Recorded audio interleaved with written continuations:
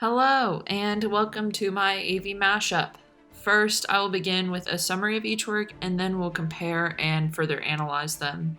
I would like to clarify that I watched the sci-fi miniseries of Childhood's End rather than reading the novel, so my analysis may differ from those that read.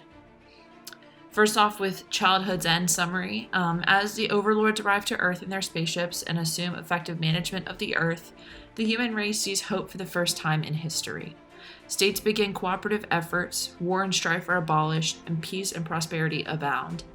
Citizens begin to have an abundance of leisure time and work significantly less because employment is uniformly efficient. A result of complete employment is equal access to wealth and happiness. People have full access to healthcare, and the overlords bring cures to diseases which have plagued generations, such as cancer. Even the skeptics of the overlords' presence acknowledge the prosperity they have brought. The ideal utopia forms. The show ends with the departure of the overlords from Earth and ascension of all children. A bomb is detonated and the Earth is destroyed.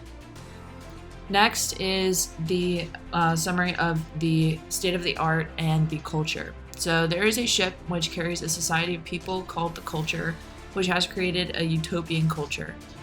The ship has visited various worlds, changing each one into a utopia, which is seen as the ideal form of society. The ship itself contains an advanced algorithm, making it incredibly intelligent. The main dilemma the characters of the state-of-the-art face is whether or not to make Earth a utopia. Linter goes to Earth to scope it out. He decides he enjoys Earth so much that he wants to stay. Sma is a woman sent to Earth by the Arbiters to convince him to come back. Linter finds Christianity and believes he is going to heaven, and ends up going native and permanently decides to leave the Culture and the Arbiter. The ship eventually leaves because the Culture and the ship decide the Earth is not worth saving. Next, I will look at a further analysis and look at various quotes to highlight themes through. I found this quote on the left, the quote one, particularly interesting because it displays the critique of ownership. In the Culture, you can't own anything personally, and when the beings of the Culture descend to Earth, they are dumbfounded at the Earth's system of ownership. The second quote I think is really interesting because it illustrates Linter's introduction and view of Christianity. So I would urge you to pause this video and read that. But this novella is an opportunity for the author to work through some of the things that he enjoys and contrast them with things that he hates about humanity, but also to juxtapose the Culture's stale perfection against the Earth's honestly messy vibrancy. It's more than just a typical book where the alien comes to Earth and laughs at how bizarre the Earth seems, but the author shines a light on the pros and cons of both societies. This quote is what Linter says as part of his reasoning for wanting to remain on Earth. He sees the messiness and corruption of Earth, and in comparison to Sma, Linter marvels at it. Without the disorganization of life, you have no hope. The potential for chaos brings life, and Linter sees the destruction of Earth and enjoys it enough to stay. The freedom which exists on the Arbiter has become burdensome, and perfection becomes a difficult standard to uphold. Without the ups and downs of earthly life, there's joy to be found in the mundane, and Linter is unable to experience this on the utopia which is created by the Arbiter.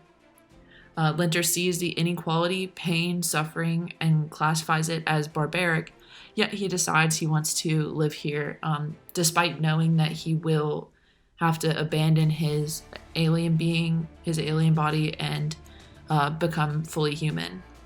The parallel of this quote in Childhood's End is that once the Earth becomes a utopia, religion fades.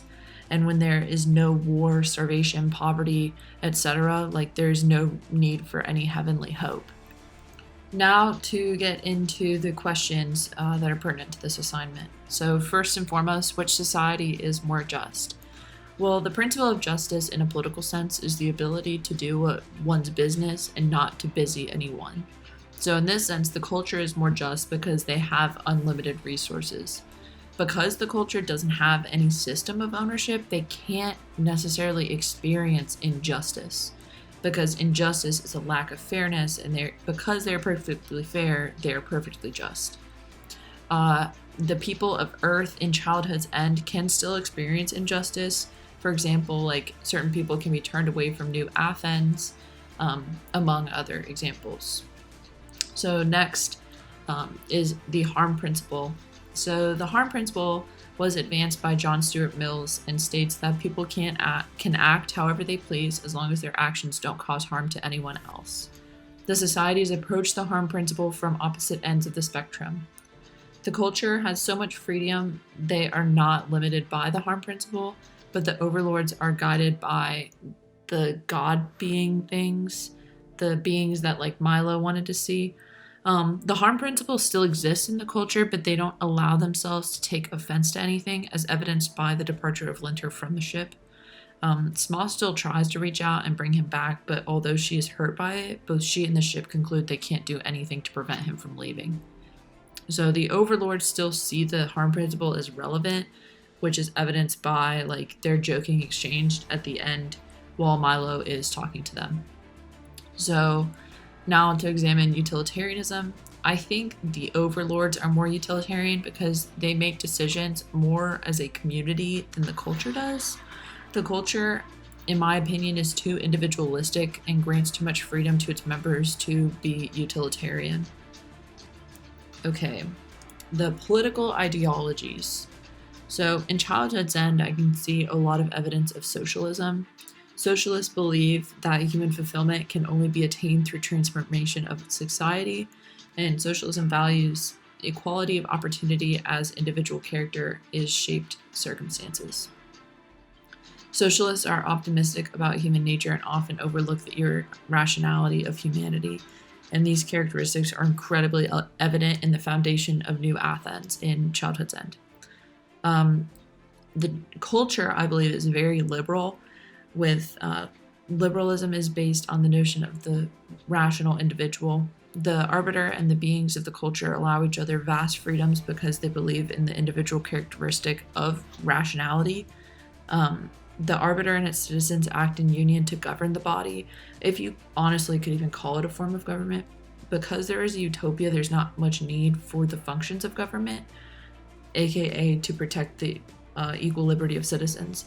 But regardless, this entity allows significant leeway in decision making. The last question asks which of the two is more free. I believe that the culture has more liberty. It's this kind of weird hedonistic culture, and even when Linter decides he wants to leave, the arbiter says that he has no choice but to allow him to leave. The beings of the culture are free to do whatever they want despite any potential destruction which may ensue. Even in the utopian Earth society of Childhood's End, we have rules which intervene on our own lives because we are unable to make our own decisions in any kind. This kind of resembles like conservatism, where like the citizens are limited like slightly, but not incredibly in a manner that restricts freedom. But that is all. Thank you for watching my AV Mashup. Hope you enjoyed.